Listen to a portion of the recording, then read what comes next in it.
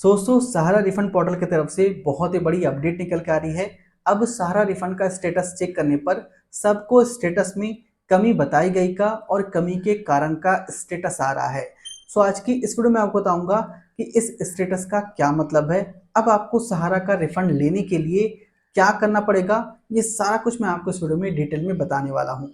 सो चलिए शुरू करते हैं। तो सहारा रिफंड का स्टेटस कैसे चेक करते हैं ये आपको पता ही है। सबसे पहले आपको सहारा रिफंड पोर्टल पे आना है। इसका डायरेक्ट लिंक आपको वीडियो के डिस्क्रिप्शन में मिल जाएगा। फिर यहाँ पे जमा करता लॉगिन पर क्लिक करेंगे। फिर यहाँ पे आधार कार्ड का अंतिम का 4 अंक देंगे। फिर आपके इस आधार कार्ड से जो मोबाइल नंबर लिंक है उस मोबाइल नंबर को यहाँ पर देकर ओटीपी प्राप्त करे पर क्लिक करेंगे। फिर आपके इस नंबर पर एक ओटीपी जाएगा, उस ओटीपी को यहाँ पर देकर ओटीपी सत्यापित करे पर क्लिक करेंगे। फिर आपके सामने आपके सहारा रिफंड का स्टेटस आ जाएगा। पहले यहाँ पर स्थिति में आपको अंडर प्रोसेसिंग का स्टेटस दिख रहा था, लेकिन अब यहाँ पर कमी बताई का स्टेटस आ रहा है।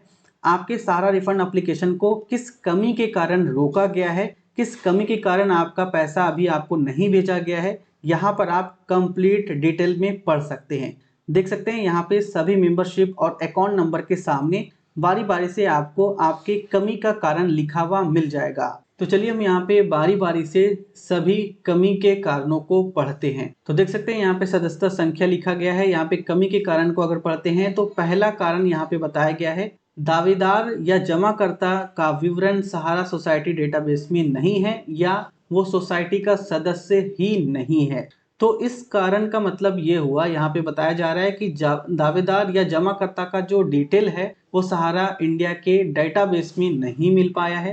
हो सकता है कि यहाँ पे खाता संख्या, रसीद संख्या या सदस्यता संख्या गलत दे दी गई हो, जिससे वहां पर डिटेल नहीं मिल पाया है। तो ये हो गया पहला कारण। दूसरा कमी का कारण यहाँ पे आपको बताया जा रहा है, जमाकर्ता द्वारा समिति में एक से अधिक सदस्यता ली गई है, अतः केवल प्रथम सदस्यता से संबंधित दावे ही संसाधित किए जाएंगे। इसका मतलब ये हुआ कि जमाकर्ता ने सहारा इंडिया में अलग अलग डेट में अलग अलग खाता खोले थे। जमाकर्ता के पास एक से ज्यादा मेंबरशिप नंबर है, इसीलिए उन्हें यहाँ पर सिर्फ शुरू में खोले गए खाते का ही डिटेल देना है। सिर्फ उसी से रिलेटेड यहाँ पर उनका रिफंड मिल पाएगा। तो अगर मैं आपको एग्जांपल से बताऊं, अगर आपने सहारा इंडिया में अलग अलग डेट में 5 खाता खोले थे तो यहाँ पर आपको सिर्फ शुरू में खोले गए खाते का ही रिफंड मिलेगा, बाकी के 4 का रिफंड नहीं मिलेगा। दूसरे सदस्यता संख्या के सामने यहाँ पर एक और कमी बताई गई है। सोसाइटी ने सदस्यता आवेदन फॉर्म या सदस्य खाता खोलने के फॉर्म की स्कैन प्रति अपलोड नहीं करी है, कृपया संबंधित सोसाइटी से संपर्क करें। तो इसका मतलब ये हुआ कि सहारा इंडिया के जिस सोसाइटी में आपने पैसा जमा करा था, जिस सोसाइटी में आपने खाता खोला था, उस सोसाइटी ने आपके खाता खोलने के फॉर्म की फोटोकॉपी अपलोड नहीं करी है। तो इससे संबंधित आपको अपने सोसाइटी से संपर्क करना होगा। तो आपको करना क्या है कि सहारा इंडिया के जिस सोसाइटी में आपने खाता खोला था, जिस सोसाइटी में आपने पैसा जमा करा था, उस सोसाइटी के टोल फ्री नंबर पे कॉल करना है। तो डिस्प्ले पर आपको टोल फ्री नंबर दिख जाएगा। सभी सोसाइटी के सामने आपको टोल फ्री नंबर लिखा हुआ दिख रहा है। जिस सोसाइटी में आपने पैसा जमा करा था उस सोसाइटी के टोल फ्री नंबर पे कॉल करना है और इस कमी के कारण के बारे में उन्हें बताना है, वो आपके प्रॉब्लम को सॉल्व करेंगे। इसके अलावा आप नीचे देख सकते हैं कि सभी सदस्यता और खाता संख्या के सामने सेम उसी कारण को दोबारा दोहराया गया है। अगर आप इसी कमी के कारण को इंग्लिश में पढ़ना चाहते हैं तो ऊपर राइट कॉर्नर में आपको इंग्लिश और हिंदी का टैब दिखेगा। इंग्लिश वाले टैब पर क्लिक करेंगे।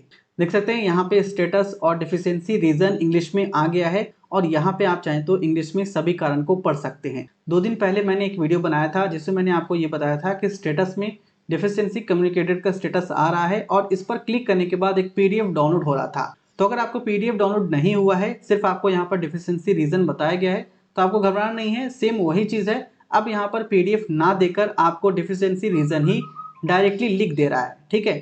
तो यहाँ पर अगर पीडीएफ डाउनलोड होता है तब भी उसका यही मतलब होगा जो कारण यहाँ पे बताया गया है। अगर पीडीएफ डाउनलोड नहीं होता है, यहाँ पर रीजन लिखा आता है, तब भी उसका मतलब सेम ही होगा।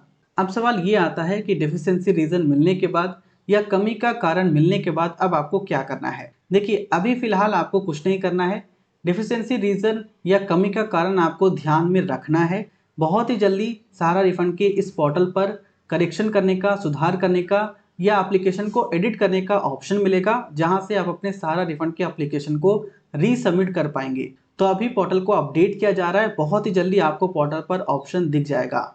जैसी पोर्टल पर करेक्शन या सुधार करने का कोई ऑप्शन आता है तो मैं आपको नेक्स्ट वीडियो में उसका भी लाइव प्रोसेस दिखा दूंगा। तो अभी फिलहाल आपको बस वेट करना है। सो अगर आपको भी इस तरह का स्टेटस आया है तो आपको घबराना नहीं है, क्योंकि ये स्टेटस लगभग सभी यूजर को आ रहा है। सभी को सारा रिफंड लेने के लिए दोबारा करेक्शन वाला फॉर्म ऑनलाइन भरना ही पड़ेगा। बस आपको थोड़ा वेट करना है। आप चाहें तो नीचे कमेंट करके आप अपना स्टेटस भी बता सकते हैं। आप चाहें तो अपने स्टेटस का स्क्रीनशॉट भी हमारे इस व्हाट्सएप नंबर पर शेयर कर सकते हैं। वीडियो पसंद आए तो इसे लाइक करें और इस वीडियो को ज़्यादा से ज़्यादा दोस्तों तक ज़रूर शेयर करें, ताकि उन्हें भी इस इन्फॉर्मेशन के बारे में पता चल सके।